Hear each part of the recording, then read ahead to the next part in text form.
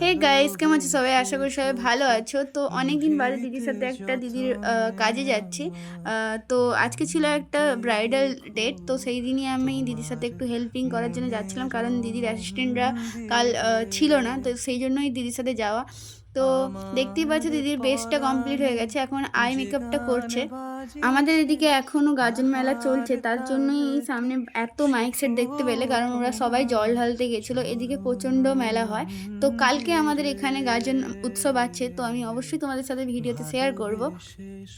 আর হ্যাঁ, যারা আমার ভিডিওটা দেখছো তারা কোথা থেকে দেখছো অবশ্যই একটু আমাকে জানিয়ে দিও, আর অবশ্যই ভিডিওটা একটু লাইক করে সাবস্ক্রাইব করে দিও যারা নতুন দেখছো। তো বলতে বলতে দেখতে পাচ্ছি দিদির মেকআপটা কমপ্লিট হয়ে যাচ্ছে। আমি ফিনিশিংয়ে দেখাবো দিদির মেকআপটা কতটা গ্লসি আর কতটা দারুণ হয়েছিল। আমার অবশ্যই দিদির মেকআপ সবসময়ের জন্য ভালো লাগে, কিন্তু আজকের আই মেকআপটা আমার খুব দারুণ লেগেছিলো। সিম্পলের উপর একদম দারুণ। এটাকে দেখতে পাচ্ছ একদম সব কিছু কমপ্লিট, জাস্ট জুয়েলারিগুলো কমপ্লিট করছে। খুব গ্রামের ভিতরে ছিল বলে তোমরা হয়তো দেখতে পাচ্ছ এটা মাটির বাড়ি।